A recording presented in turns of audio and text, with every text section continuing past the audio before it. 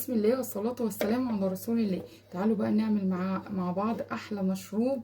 وبعدين مش قادرة اقول لكم دلوقتي الجوافة رخيصة وفي نفس الوقت سكر جميلة جدا. هنعمل بقى مشروب في السريع كده مش هياخد وقت. وبعدين هعصر بقى عصرة ليمونة كده، وبعدين كيس فانيليا، وبعدين معلقتين من الكريم شانتيه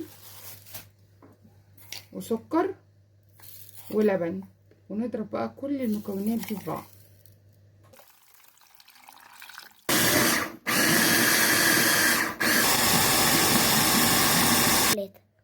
بعدين هننزل بقى، بعدين بقى هنعمل كل المكونات دي. طبعا كان عندي رمان اكتر، بس عندي قطط كده حراميين كده كلوا الرمان من التلاجة. حاجة هتوقفنا؟ لا مش هتوقفنا. انتوا طبعا عندكم رمان تزودوا اكتر.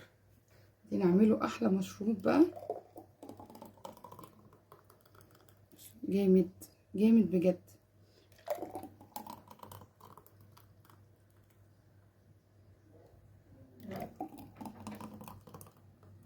الله عليكي. يلا بقى ما تنسوش بقى تعملوا لايك، تشتركوا عندي وتفعلوا ان شاء الله يوصل لكم كل جديد.